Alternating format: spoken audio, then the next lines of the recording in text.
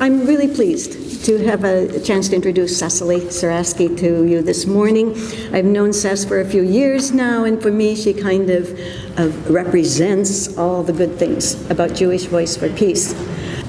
She's open, welcoming, knowledgeable about almost everything, eager to talk about causes, uncomplaining about Minnesota winters. I won't forget one of the times when she was leaving Minneapolis and I saw her off, and all I could see were her eyes smiling through a scarf wrapped around her head and a wool cap pulled down over her ears, boots, mittens, but folks, she keeps coming back. So there must be something that draws her here. At any rate, I was trying to think what to say in the 1 or 2 minutes that I am allowed to take away from her talk. And one of the things that sticks in my mind is the comment that she made when she took, was it your first trip to Israel with your uncle, and that it changed her life. And I don't think that will be a surprising comment to many of you here. I hear it a lot from all kinds of people. What that means, though, is that when something changes one's life, it also changes one's journey in life. Returning from one trip then often has prompted people to begin a new journey, and that's what happened with Cecilie when she came back from that trip. She realized that she had another journey to begin. And I'm thinking she may be telling you more about that, but she was looking for a community where she could feel comfortable. She ultimately ended up in the Bay Area, where she found a Jewish community that embraced the same kinds of values, deeply held beliefs that she had about justice and about one's obligation in working for justice for all people. She told about this group, and I'm quoting quite a bit now from things that Cecilie has said. She's such a wordsmith, that she found this group, and she said, we were just a bunch of people meeting in living rooms.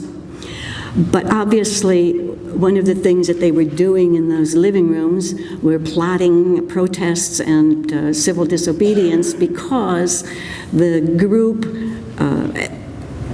ended up shutting down the Israeli consulate in San Francisco and made the front page of the next day's paper. They also ended up being featured, I think this is true, Cecilie, tell me, in an Israeli newspaper for that incident. Yeah. So that was sort of a jumping off point on a new journey for her. Her response to that, and again a quote, she said, "I was hooked."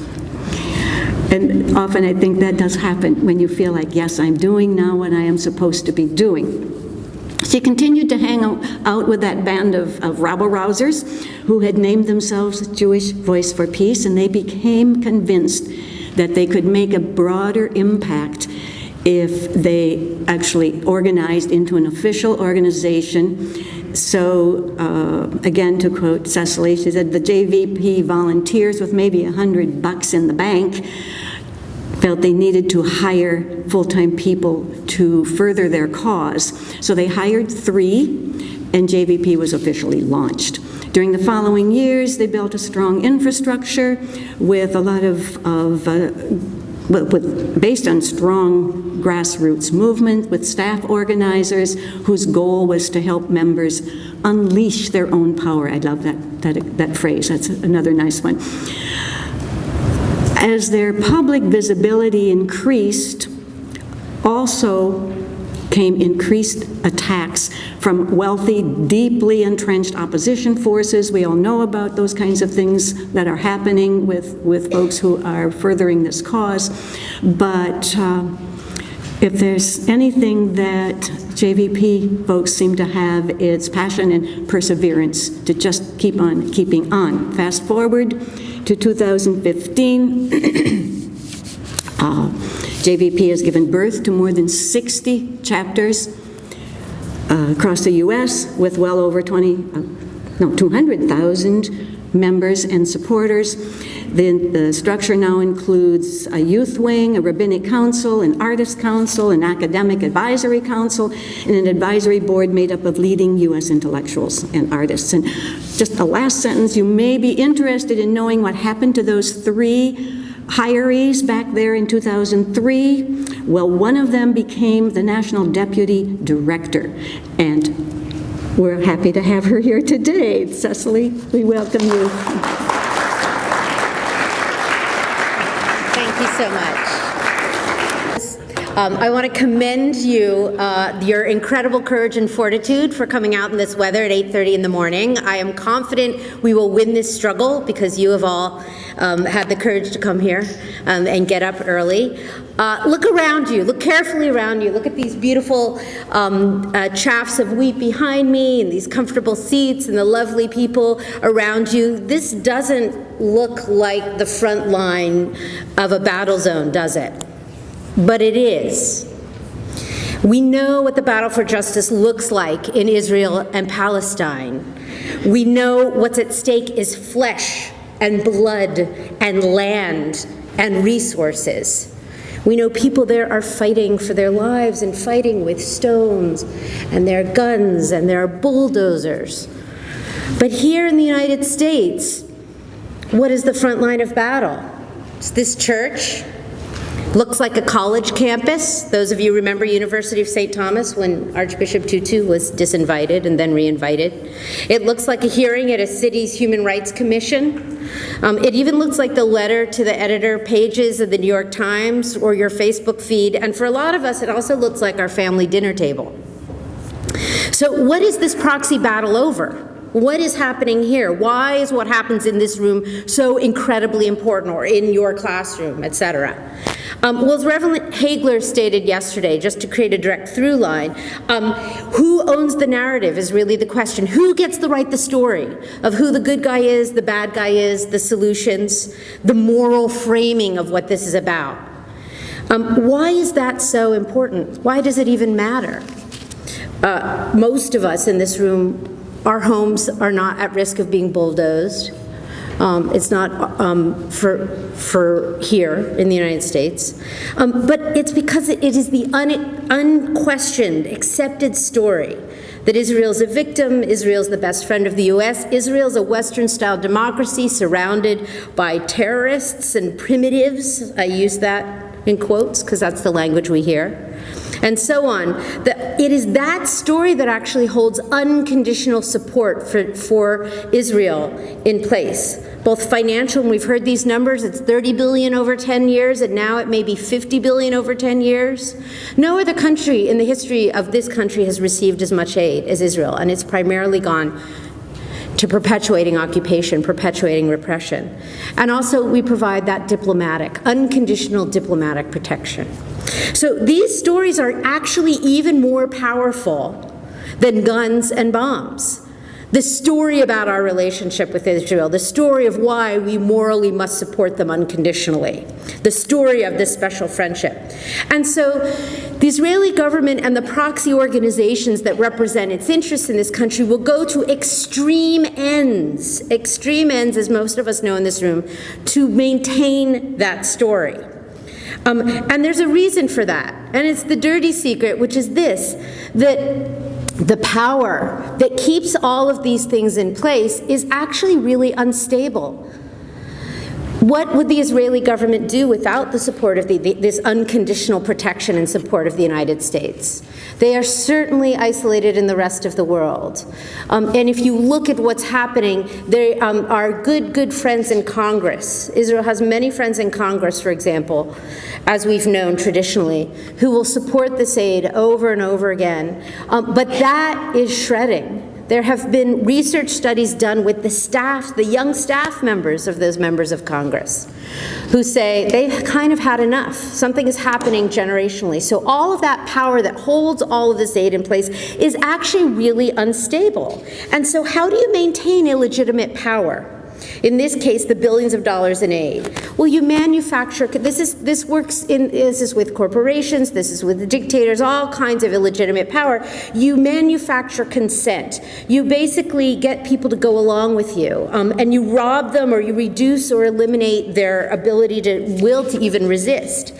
And you do that through these stories, through language, through these narratives or truisms that we just simply believe. We just simply believe that segregation is the way things should be. We simply believe that women, of course, shouldn't have the right to vote. We believe these stories and we internalize them so deeply that you don't need to use force. We do the work for folks. So the same, by the way, is true in Israel. Those young soldiers, those 17-year-olds, they are being told stories about what they are doing as soldiers in the occupation is heroic and patriotic and the right thing to do, just like soldiers everywhere. They're not different in that regard. But what happens when they don't believe those stories, when they see through them, when something happens and that narrative begins to crumble? Well, I can tell you what they do in Israel. They resist. Since the time of Golda Meir, there have been 12th graders called the Shministim who have written the most remarkable letters year after year saying, I will not serve in your occupying army. And these are kids who go to jail. You may not remember this, but Yoni Ben Artzi is the nephew of Bibi Netanyahu. He served over a year in jail because he refused to serve in an occupying army. So these stories are essential, not just here, but everywhere, to manufacture consent. So one of the questions is, why do we in this country so easily, because let's face it, that unique relationship between Israel and the United States is unique in the world. Why are we so easily accepting of this dominant Israeli narrative? Without question, most people traditionally. Of course, that's changing, and it's changing dramatically, and we'll talk about that. I think one of the answers is obvious, and I want to raise this also in the context, because Thanksgiving is coming up. We have literally, and we've talked a lot about Black Lives Matter and movements for civil rights and struggles against discrimination in this country, and I think that is, and racism, and I think that is part of what this story is, and I think it goes back many, many years. And here's another way to consider this.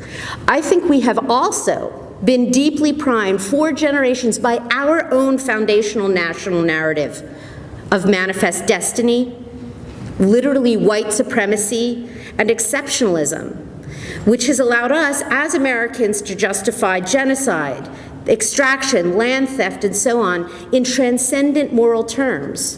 Think about it. We have mythical national narratives of two settler colonial peoples who both believe that we have a divine mandate to settle a so-called empty or savage land and make it into a kind of heaven on earth. Ethnic cleansing, even genocide, look where we're standing. Anywhere we're standing in this country was once indigenous land that has been erased in many ways. And all of this has been divinely justified. Israel to be a light unto nations, what would become the United States, a kind of heaven on earth. Both peoples believe ourselves to be somehow specially chosen by God. I read a quote from a gentleman, Donald Pease at Dartmouth, who wrote a book about the new American exceptionalism. And the language resonated with me so much. He said, virgin land, this phrase, depopulated the landscape in the imaginary register so that it might be perceived as unoccupied territory. The metaphor turned the landscape into a blank page, understood to be the ideal surface on which to inscribe the history of the nation's manifest destiny. Sounds familiar, doesn't it? You know the famous Zionist phrase, a land with no people for a people with no land? Israel's miraculous military victories have always been seen as signs of God, the adjudicator's hand, signs of our chosenness. So how does that narrative, which defines who is human and who is less than human, which is already a part of how we think in this country, play out today in the language and myths which undergird unconditional support and which we have to counter if we're ever going to change U.S. policy, which we will. How does this narrative connect to the battle over the boycott, divestment, and sanctions movement? And what I'm going to really talk about is share some, both talk about the ways this movement is demonized and the ways we can counter that and the importance of language and how we do that. But first, boycott, divestment, sanctions, it's a powerful Palestinian civil society call for each one of us to act, stand in solidarity and support. I take that call very, very, very, very seriously. It's a powerful movement because, one, when you have a divestment campaign in your community, it forces a moral crisis in a very public way. It demands that people investigate, consider, interrogate their feelings and beliefs, and pick a side. That is very different from education, which is essential to what we do, but it doesn't force a moral crisis in the same way. It also succeeds because in order to succeed, you have to build coalitions. And that's how we build power. It changes the narrative because it challenges the very deeply engineered invisibility of Palestinians, Palestinian narrative, Palestinian analysis. And it actually demands real communication. It makes the invisible visible, and invisibility, in my view, is the status quo. Invisibility is the enemy. That's what perpetuates this horrific system that goes on day after day after day. So I'm one of those folks that I don't care I care that the votes win in divestment struggles. I want them to win, but I know that even when they don't win, they still do, because they have forced a visible public moral crisis where people have to deeply dig, and it takes away invisibility. I will also tell you that I had a gentleman tell me in a private conversation from the Reut Institute, which is one of the leading think tanks in Israel and Tel Aviv, that has essentially mapped out the boycott, divestment, sanctions movement, and they work with the highest levels of government as well as all of the advocacy organizations in this country, and they have created a map that said, the existential threat to Israel used to be military, but now it's political, and the people we used to be worried about were other armies, but of course we know that Israel has one of the great militaries, most powerful militaries in the world. So the threat today isn't those soldiers, and the existential threat isn't physical destruction, it's political pressure. And instead of soldiers, the primary enemies are you guys and us. And so that gentleman told me in a private conversation, he said, honestly, you know what we're really worried about, what the problem with BDS is? We think it'll make the Palestinians think that they have time on their side.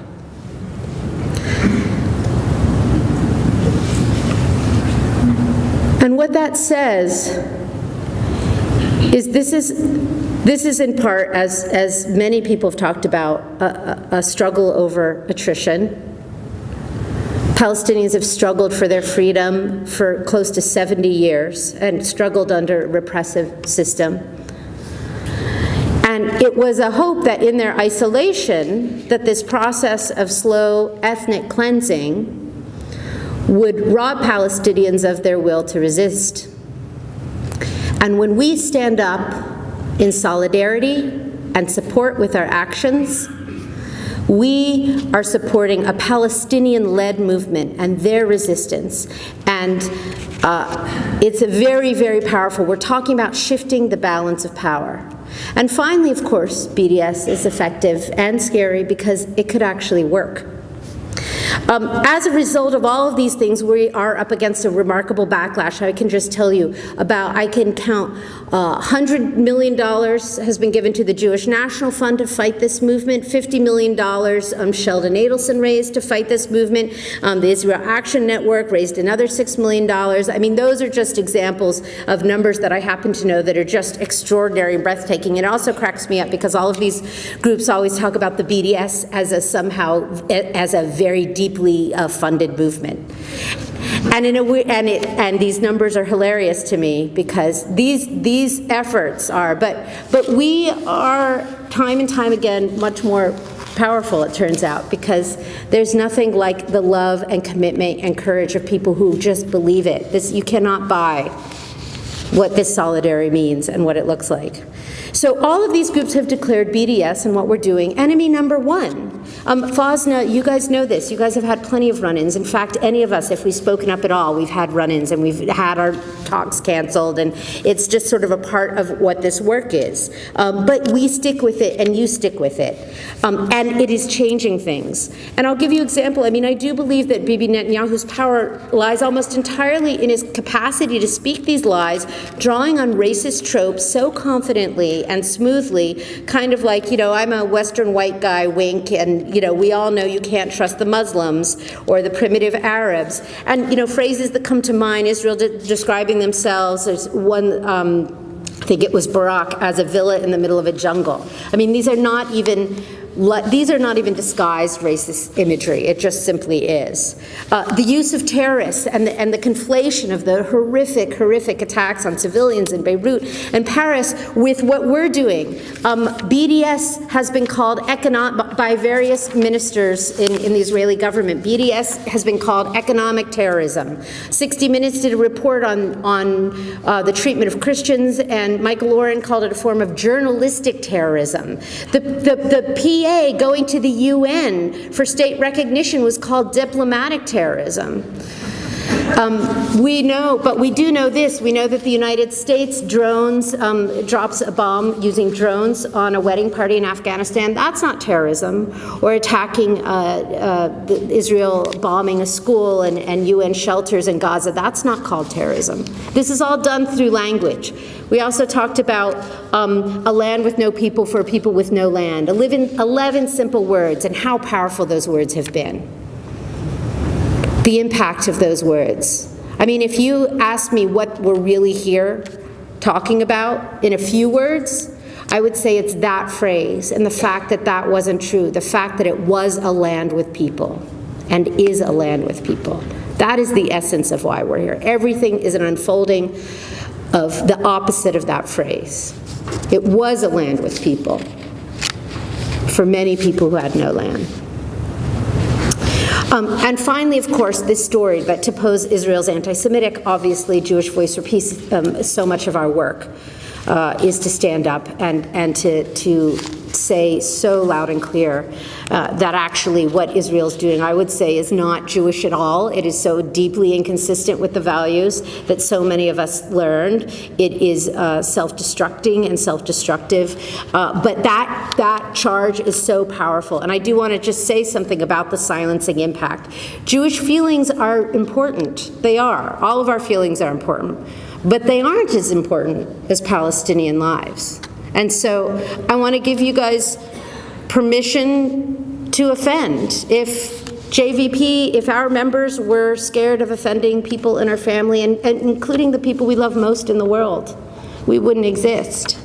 And we do it, and we struggle with the people we love most in the world, and those people are changed, and we are changed. Our aunts and uncles and grandparents and teachers and friends, we struggle with it all the time, and it is a worthwhile struggle. And have enough confidence in your Jewish friends or your liberal Zionist friends, whoever your friends are that you have these difficult conversations with. Have enough belief and confidence in them that you can find the common place of value, that they can hear you, and it might take time. And finally, we have internalized a story that the Israel lobby is all powerful, that they have all the money, they have all the control. I think some of these stories are from classic, frankly, anti-Semitic tropes of the powerful Jews. I can tell you that's just, it's not true at all. These groups, many of the groups we do battle with, they aren't brilliant. They're less brilliant than a lot of people in the room. They are trying to figure out how to fight us, and they do it in very clumsy ways. Think about your own internalized anti-Semitic notions of Jews as being smarter than everyone else and more powerful. It's not true. And I think of the Alice Walker quote, the most common way people give up their power is by thinking they don't have any. So our job is to retell all of these stories so that people withdraw their consent for this oppressive system and this status quo that is so surreal and so absurd and so outrageous of supporting, again, close to, decades and decades and decades of unconscionable treatment of Palestinians. So, the way that we have done that, and one of the ways I want to talk about is language. So at JVP, we understood political power, that growth does matter, that we had to build JVP across differences and figure out a way to speak in a way that speaks to a wide range of people. Remember, I mean, I am here, and many of us here are the products of transformation. We believe in transformation. We believe that we are all capable of evolving. We have evolved not just on this issue, but on gay rights, on women's rights, on many, many issues. Our culture, we can evolve. But we want to speak in a way that talks about the values that animate us, that is clear about who the good guys are and who the bad guys are, and what the way to do that is. So we need to do that with boycott, divestment, and sanctions. One, because growth matters. When we're in many cases, we're talking about things coming down to votes, whether it's in the Presbyterian Church, whether it's in academic associations, whether it's in college campuses. We have to grow this movement. That is important. We have to communicate in a way that inspires and invites people into something bigger and better. Also, in order to win many of these votes, we often are interacting with people who have not been to Israel-Palestine, who are not part of the movement, who do not have that history. And so if we only speak to ourselves, we are not speaking to those power holders who have the capacity to stand up and do the right thing. So thinking about how we do that is critical. I want to show you a couple slides of messages and things that I think you know about what our opposition is doing before I give you sort of 7 examples of ways we can talk about BDS. The talking points that we hear over and over again all begin with essentially BDS is anti-Semitic. I mean, I think that's understood, that that's the subtext of pretty much everything, or the text. It singles Israel out, and later in my workshop we will get into the details of responding to these, but I want to talk on a more, because I don't have a lot of time, meta level of what this is about. So it singles Israel out, it seeks to destroy Israel. We hear this over and over and over again. It seeks to deny Jews and only Jews the right to self-determination. It divides. You hear this over and over on campuses. It divides. We want to be unified. It divides. And then that it's actually anti-peace. And those of you know, because it's the anti-peace, if you really cared about peace, you'd focus on the peace process. And we all know the fraud of the peace process. Decades and decades of conversation that has actually led to the expansion of settlements, the expansion of the occupation. You see, that's another story that we've been led just by the language. It's a peace process. Who wouldn't be for a peace process? We're all for a peace process. That's but what they call a peace process has actually been more like a piece-by-piece process, right? Piece by piece, that land, as they talk, has been taken and given to Jewish-only settlements and settlers. So it's hard to see this. This is an example. There's 2 different ways folks go in terms of talking about the movement. One is demonization. There's a group called Stand With Us, and what you can't really see here, this is a comic book they did with Captain Israel, who is fighting the venomous here. And yes, to me, this does look like Nazi imagery. The we in the room are represented by that serpent in the upper left corner. Also, a report that ADL just came out with 2 days ago, the BDS tentacles. This is not subtle language. It's language, we're vermin. It's the language, really, of preparation for some kind of eradication. It's really quite striking. But then there is, also ADL. So you go to the ADL and it says, learn what you can do to fight hate. And then in their, so they're an organization that fights hate. And so in their Israel and International section, you wouldn't see it, but it has, this is the top photo for all of their anti-Israel, aka hate actions happening on campus. And it's a gentleman holding a sign that says, we are Ferguson, we are Gaza because we are human. And that is supposed to be an example of hate. And that matters because the ADL works with police departments all over the country. The ADL works with schools all over the country. The ADL brings U.S. police chiefs to Israel to be trained in militarized operations. The other way that this all goes, and I'll just give you a couple of these. I don't know if you guys know Frank Luntz or remember him, but Frank Luntz is the guy that came up with the Personal Responsibility Act, who came up with Orwellian language for when the Republican Party Congress wanted to gut the Environmental Act. He called it the Clear Skies Initiative. When, there's an infinite example of all the ways he's really one of the most powerful wordmeister in the political world, and tends to work and always works on the right side of the political spectrum. And he is also the wordmeister for all the groups that are doing battle with us. And again, I can talk more about it, but he is advocating a kinder, gentler way. The BDS movement, he's saying they're using words to be the more reasonable people in the room. Conversation and cooperation, diplomacy and discussion. Who disagrees with any of those words? None of us can disagree with those words. That's why this is actually much more powerful and much sharper way to go about fighting the movement. So this is him. This is stuff we talk about.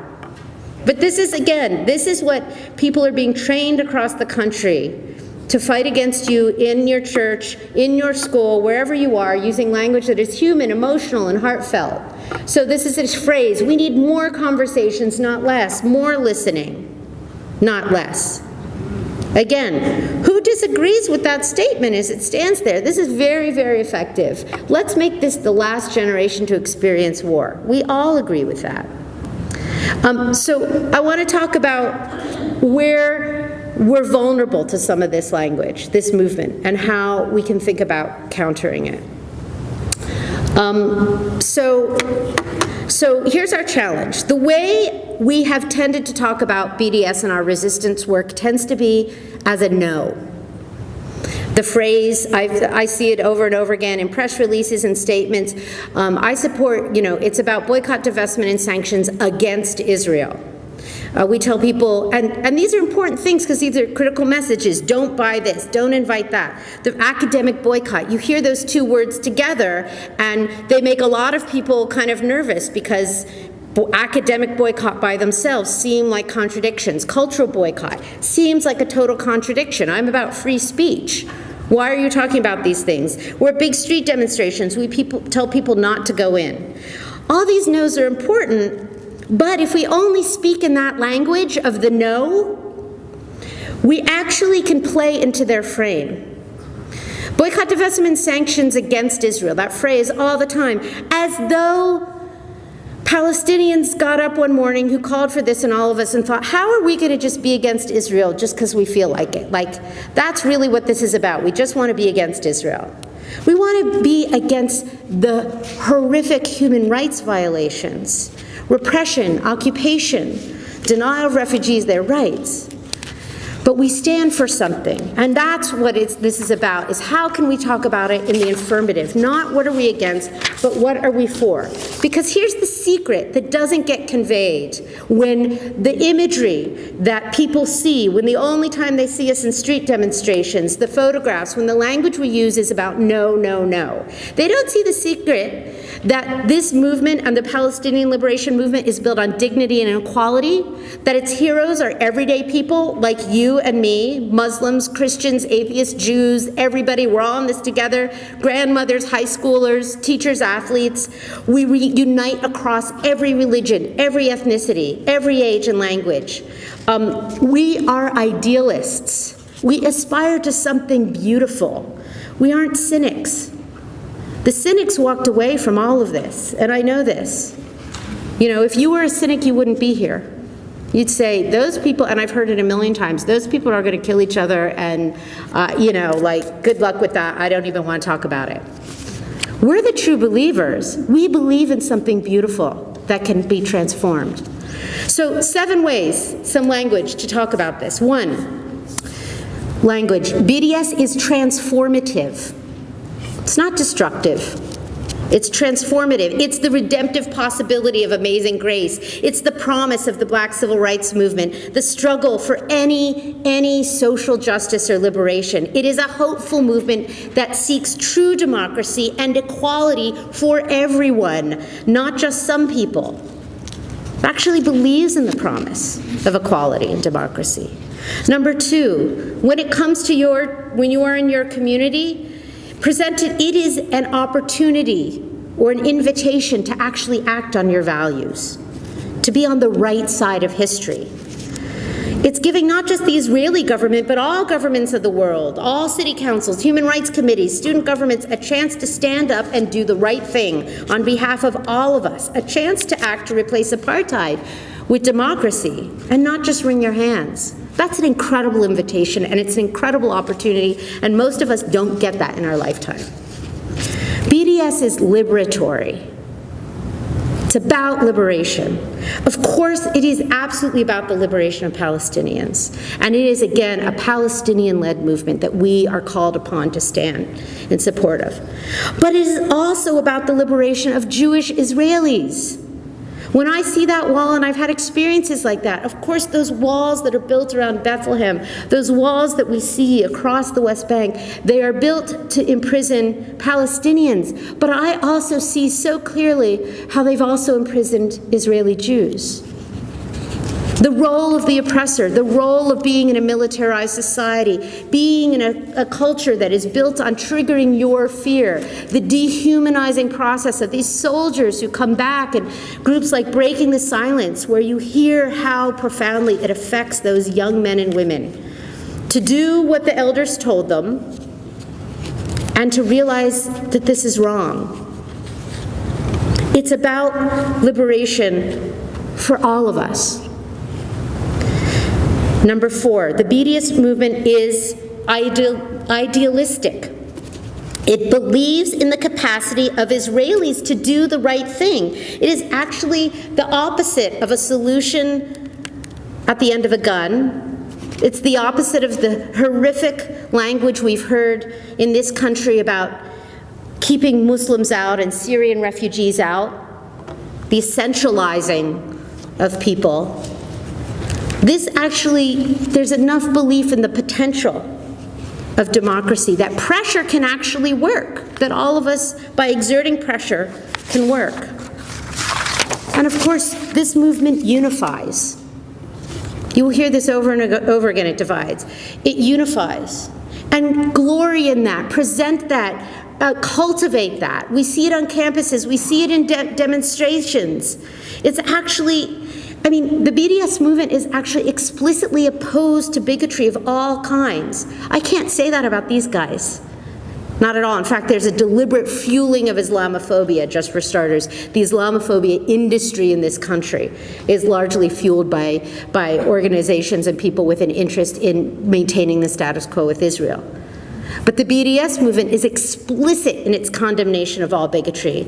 It welcomes a future where all of us live in it. And it refuses to let those guys use hate, bigotry to pit us against each other and divide our communities. We will not do that. This BDS is a movement for dignity, for equality, for justice, for democracy, for opportunity, and basic fairness. We're all waging a battle with other movements against the corporations that profit from suffering, nationalist and religious leaders, extremists, hate groups who want land for themselves and use racism. We're all united against the government that has hijacked what real democracy means and is writing its own rules, violating what we all stand for as human beings, just as human beings. And finally, BDS is pro-dialogue. It is pro-dialogue, not anti-monologue. Partially because we have not had real peace talks. This will end just like in Northern Ireland. For this to end, there will be people at a table who have to sign agreements. But we have conditions of such perverse inequality of power that we have not had real peace talks at all. It's like me arm wrestling Arnold Schwarzenegger and saying that's a fair fight. So you've had essentially Israel and the United States on this side, and the Palestinians in many ways isolated. And so as a consequence, that's why we've had meaningless talks over and over again. We want talks where it's even.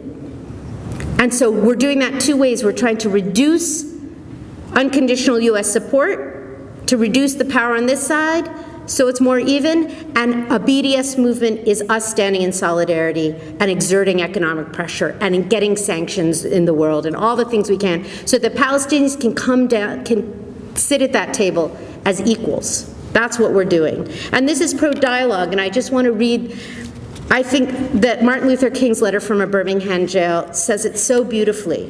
He says, you may well ask why direct action, why sit-ins, marches, and so forth. Isn't negotiation, or BDS, you could say, isn't negotiation a better path? You are quite right in calling for negotiation. Indeed, this is the very purpose of direct action. Nonviolent direct action seeks to create such a crisis and foster such a tension that a community which has constantly refused to negotiate is forced to confront the issue. Too long has our beloved Southland been bogged down in tragic effort to live in monologue rather than dialogue. And that's what we want. No more illusion of what has really been a monologue. BDS can help us achieve that true dialogue.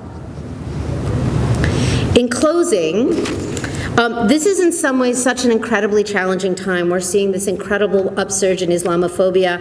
We're seeing uprising, what may become a third intifada in Israel-Palestine.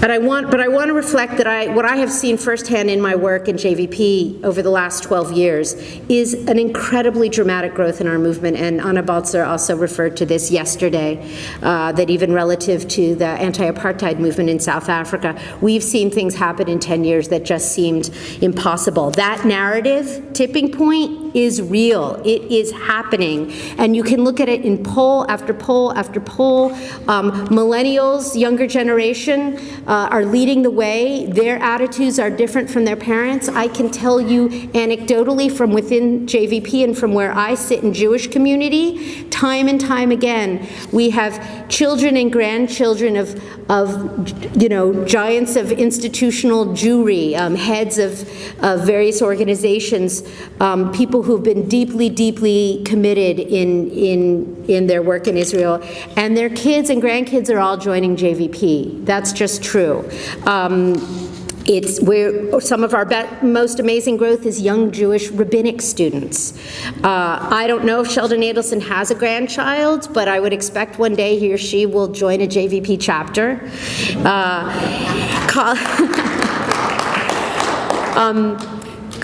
The Jewish institutions as we have known them that have built them, that in part, and again, it's in our world it's very complicated because people take, these are beautiful values. Many Jewish institutions are built on beautiful, beautiful values of tikkun olam and healing the world, and the way those have been animated in their world is this heroic narrative around building Israel. It's a narrative that was generated at the expense entirely of Palestinians, as we know. But those institutions that have made this kind of demonization and fighting for the status quo with Israel central to their mission are, I will tell you, this is my super fancy chart for what's happening.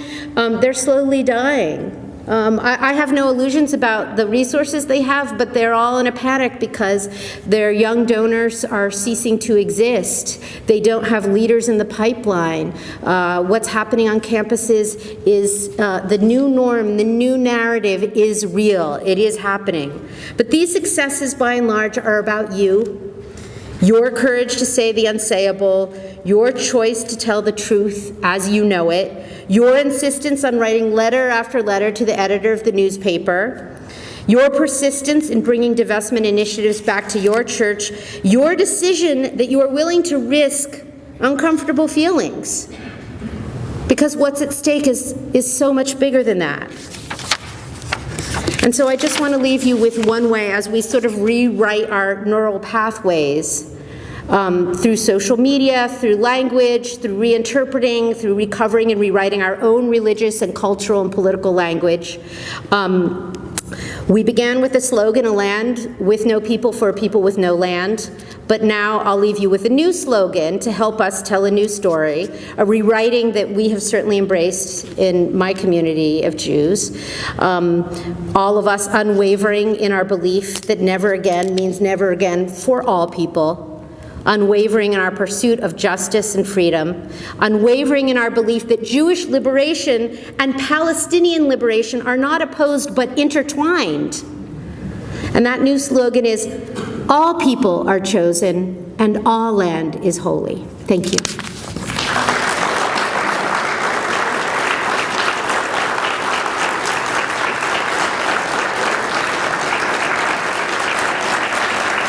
I think we need to spend a little time for questions. Do we have some? Okay.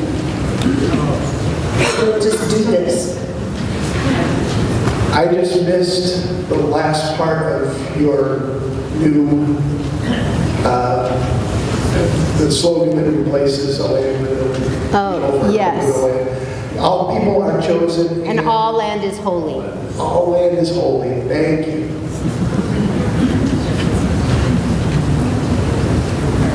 Thank you. Could you say a little bit more about the connection between Islamophobia and Israel? Yeah, so there is a whole, in case you haven't noticed, there is truly an Islamophobia industry. And research has been done on this, and so there's a network, and I'll give you just one example that is really striking and shocking. So a number of years ago when President Obama was running for office, there was a documentary appeared that was called Obsession. And it essentially said that, compared this sort of Islamic takeover of the world with Nazism, and it was sent to newspaper subscribers in multiple states, and by the end of the day, I think it was sent to something around 20 million people, numbers that I had to double check 4 times, including every pastor, every rabbi, and that money was traced to a group out of Jerusalem. In this case, Aisha Torah, that some of us know is, where we go look up how to celebrate Shabbat in our home, but it also is just one example of an amazing amount of money that was put into fueling why. Why were they, in this case, I think they were trying to change the outcome of the election, frankly. But you see this time and time again, because, again, the conflation of, again, these horrific acts of ISIS, the conflation of that with Palestinian resistance serves the interest, with a legitimate resistance against occupation and oppression, which, by the way, the right to resist occupation is enshrined in international law. The conflation of what ISIS is doing with that serves the interests of people who want the United States to continue to support Israel. Because they count on most of us not understanding the history of Israel, the history of what's happened, and that this is actually a legitimate interest, and they want us to perceive Palestinian resistance as a bunch of crazy Muslims who want to kill us all. And so that language is fueled right and left, and demonization of Muslims happening in this country serves those interests. There are many of the millennials from J Street coming into Jewish Voice for Peace. Yeah, we have people, our joke about J Street is it's the gateway drug to JVP. So, and there may be some going the other way, I don't know that. But yes, we have people coming to us from J Street at every age level, actually. In fact, the head, one of our most active members in Washington, D.C., who just joined our board, was the head of J Street in Washington, D.C. for some time, that chapter. So there is, and we have a lot of overlap too, for sure. Sponsored by the Perez Center for Peace, and one of them is the Yalla movement that's going on in Israel. They're very engaged in Facebook, and I see them a lot. They use a lot of those peaceful symbols and signs. but many times they're sort of mute when it comes to Israeli aggressions in Gaza, like last year. Do you know anything about them? Can you tell us more about those sort of peace movements that are going on? Yeah, I think when I was showing you some of the kinder, gentler language, that, hey, we really, Frank Luntz again discovered that the traditional sort of hardcore demonizing language that we're used to seeing wasn't working on college campuses. And so he recommended, as have many others, reflected on that and said, we're losing, and he did language testing and said, you're going to lose unless you say that you talk about peace, and you want peace.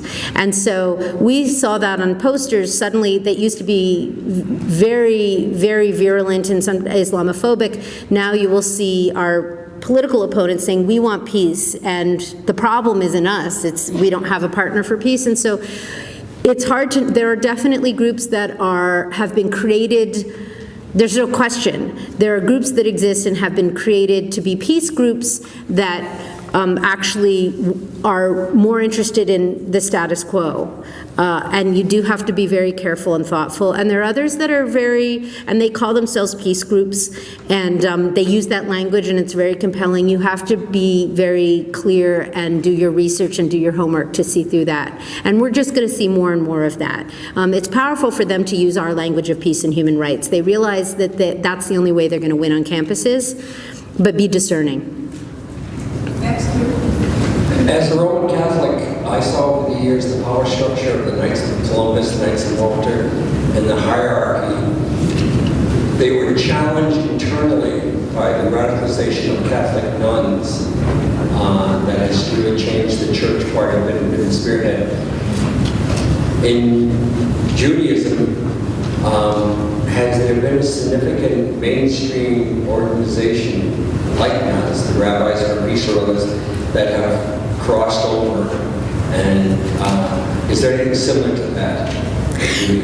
Yeah, I mean, there's the group Rabbis for Human Rights. You know, Rabbi Arik Asherman has been an incredible, hero in Israel for many years, but the Trua is the U.S. version of that, and it's a group of rabbis who organize that way and have been very courageous in many ways, and they have now gone after the Jewish National Fund for raising money to plant trees and take land that's actually Palestinian land, that they really need to look at their funding. So there's a lot of that, and as I said, we have a lot of rabbinic students in our organization. We have a whole rabbis council, and the younger students, I would say, have the most healthy entitlement to, I think older generations, it didn't seem possible to have the politics of equality that we have with Palestine and be a rabbi. This generation feels almost in the most, I'm going to be a rabbi and I'm going to stand for this, and it's incredibly hopeful to see. So this language is more than just a response. It actually, to me, is negates the opposition.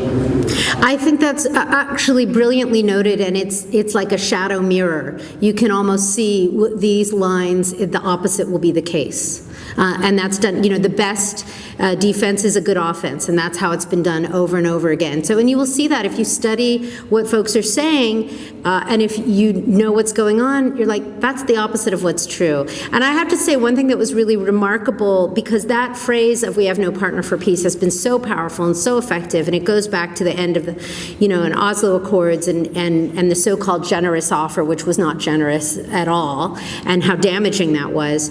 And I was really pleased to see for the first time, again, progress is real. By the way, I should tell you, last night that the American Anthropological Association had a remarkable vote, voted about 1,100 to 100 to join the academic boycott.